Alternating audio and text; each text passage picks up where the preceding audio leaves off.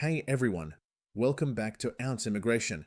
If you're thinking about making Australia your new home in 2026, you absolutely need to hear what I'm about to share with you today.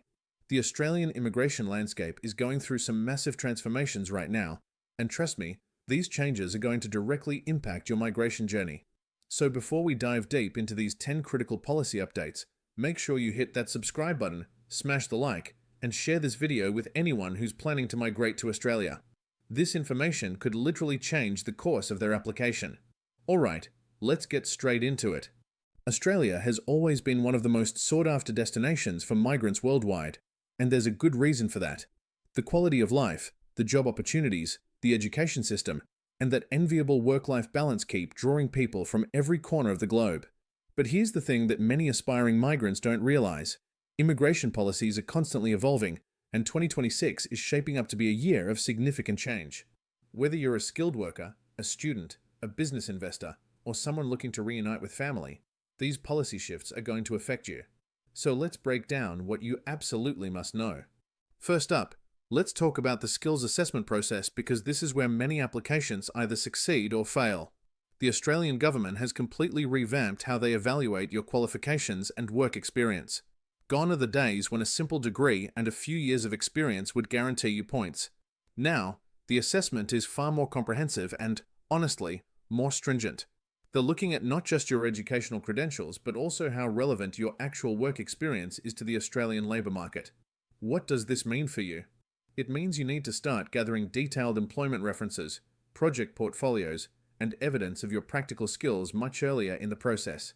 The assessing authorities are now conducting more thorough verification checks, reaching out directly to your previous employers, and in some cases, even requesting video interviews to validate your claims. My advice? Start preparing your documentation at least 6 months before you plan to apply. Make sure every certificate is properly certified, every employment letter is detailed and on company letterhead, and every claim you make can be backed up with solid evidence.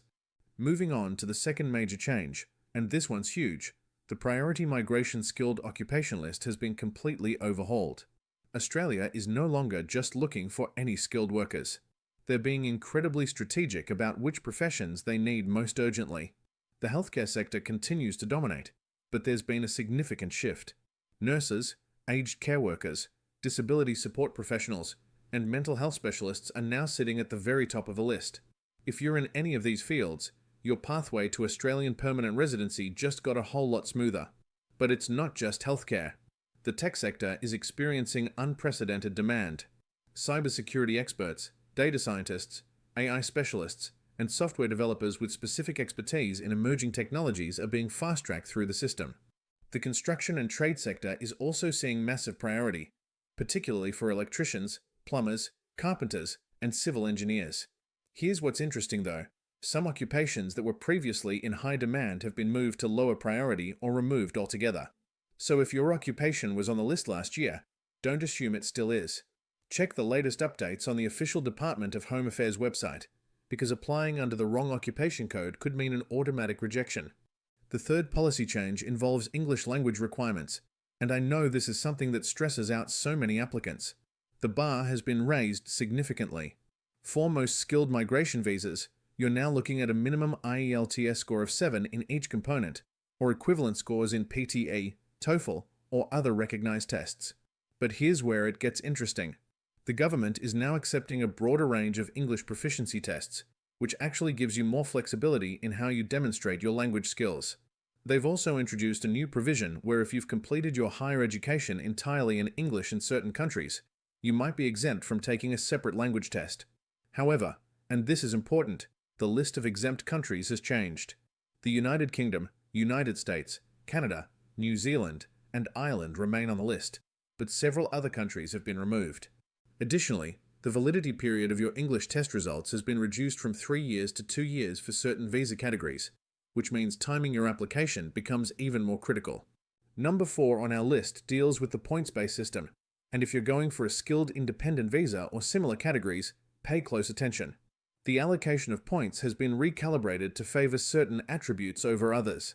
Age continues to be a significant factor, with the sweet spot being between 25 and 32 years old, where you'll earn maximum points. But what's changed is how work experience is weighted. Australian work experience now carries substantially more weight than overseas experience. If you've worked in Australia for at least 3 years in your nominated occupation, you're looking at a significant points boost. This is clearly designed to encourage people who are already in Australia on temporary visas to transition to permanent residency. Partner skills are also being valued more highly now. If your spouse or partner also has skilled qualifications and competent English, you can earn additional points. The government is recognizing that bringing in skilled couples creates a stronger economic contribution.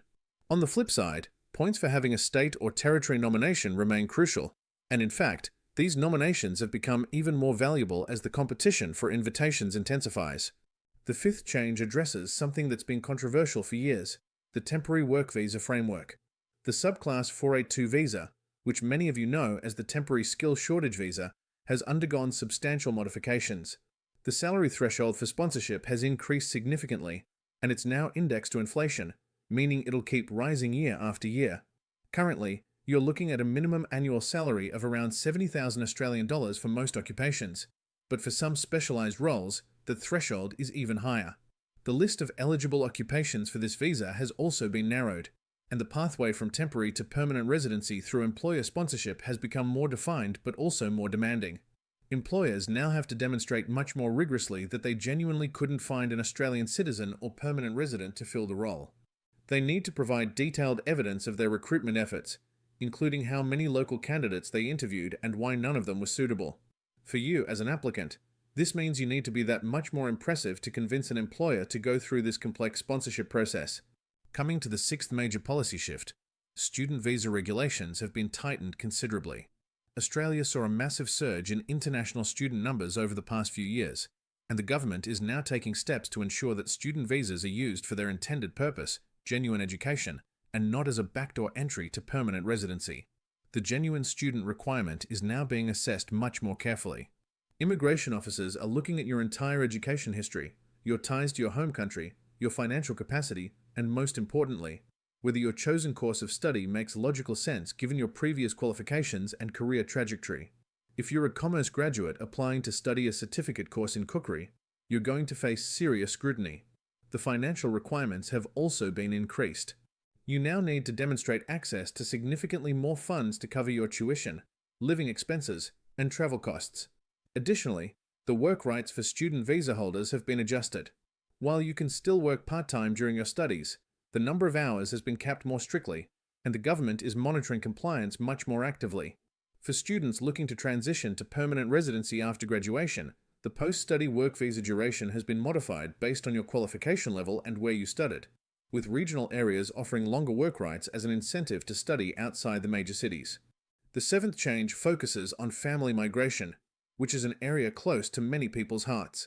Partner visa processing has become more rigorous with additional documentation requirements to prove that your relationship is genuine and continuing. The government wants to see a comprehensive history of your relationship, including how you met, photos spanning the entire duration of your relationship, joint financial commitments, social recognition of your relationship, and statutory declarations from friends and family. The income threshold for sponsors has also been raised, meaning the Australian partner needs to demonstrate they can financially support you without relying on government assistance. Parent visa categories have seen even more significant changes. The processing times have blown out considerably, with some parent visa queues now stretching beyond 30 years for non-contributory options. The contributory parent visas, which offer faster processing, have had their fees increased substantially, now costing well over 50,000 Australian dollars per applicant. The government has also introduced an annual cap on how many parent visas they'll grant, making it even more competitive. If you're planning to bring your parents to Australia, you need to start the process immediately and be prepared for either a very long wait or a very large financial commitment. Number 8 addresses regional migration, and this is actually an area where there's some genuinely good news. The Australian government is pushing hard to get migrants to settle outside the major capital cities. Regional areas are desperate for skilled workers, and the government has created much more attractive pathways for people willing to live and work in these areas. The definition of regional Australia has been clarified, and interestingly, some areas that you might not think of as regional are actually classified that way. Most of the Gold Coast, parts of the Sunshine Coast, Geelong, Newcastle, Wollongong, and obviously places like Tasmania, South Australia, and Northern Territory are all considered regional. If you're willing to live in one of these areas, you get access to a broader occupation list, additional points in the points test, priority processing, and a more achievable pathway to permanent residency. Several states have also introduced their own regional visa programs with even more generous conditions. The catch: you need to genuinely live and work in that regional area for a specified period, usually 3 to 4 years, and the government has sophisticated systems to track whether you're complying with this requirement. But honestly, if you research some of these regional areas, many of them offer fantastic quality of life, lower cost of living, less traffic, better housing affordability, and often more job opportunities than you'd find in Sydney or Melbourne. The ninth policy change relates to health and character requirements, and these have become significantly more stringent. The health requirement has always been part of Australian immigration, but the threshold for what's considered a significant cost to the Australian healthcare system has been lowered. This particularly affects applicants or their family members who have chronic health conditions, disabilities, or require ongoing medical care. Conditions like diabetes, kidney disease, HIV, and various disabilities are now being assessed more strictly in terms of their potential cost to the Australian healthcare system over a 10-year period. If the estimated cost exceeds a certain threshold, your application could be refused unless you can obtain a health waiver, which is becoming increasingly difficult.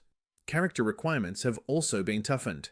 Any criminal history, no matter how minor or how long ago, now requires detailed explanation and documentation.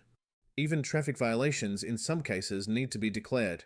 The government is also conducting more extensive background checks, including looking at your social media presence, your previous travel history, and any associations you might have. They're particularly vigilant about national security concerns and links to organizations that might pose a risk. My strong recommendation is to be absolutely transparent about everything in your application. Trying to hide something and having it discovered later will result in an automatic refusal and potentially a ban from applying again. Finally, the 10th major change, and this one affects how you actually lodge and manage your application. The entire immigration system is moving toward complete digitalization. Paper applications are essentially being phased out, and everything now happens through the IMI account system. While this might sound convenient, it also means you need to be much more tech-savvy and organized. Document uploads need to be in specific formats, file sizes are restricted, and the system can be quite unforgiving if you make errors. Processing times have been updated with more realistic timeframes being published, though these can vary wildly depending on your visa category and individual circumstances. The government has also introduced a more transparent points invitation system where you can see where you stand in the queue, which is helpful but can also be frustrating when you watch your ranking fluctuate. Visa application fees have increased across almost all categories, in some cases quite substantially. We are talking about skilled visa applications now costing several $1,000s just for the primary applicant, and that's before you add partners and dependents. The government is also cracking down on unregistered migration agents and illegal advice givers, which is good news for the industry but means you need to be very careful about who you take advice from. So there you have it, the 10 most critical immigration policy changes for Australia in 2026 that you absolutely need to know about. Whether these changes make your pathway easier or more challenging really depends on your individual circumstances, your occupation, your age, your qualifications, and your flexibility in terms of where you're willing to live in Australia. The key takeaway here is that immigration to Australia is still absolutely achievable, but it requires more preparation, better documentation, realistic expectations, and often professional guidance to navigate successfully. Before you go, I want to hear from you in the comments. Which of these changes affects you the most? Are you currently in the process of applying, or are you still in the planning stages? Share your experiences and questions below because this community is all about supporting each other through this journey. And remember, if you found this video helpful, hit that subscribe button so you don't miss future updates. Give us a like to help others find this information, and share it with anyone who's considering making Australia their new home. The more people who understand these policy changes, the better prepared our community will be.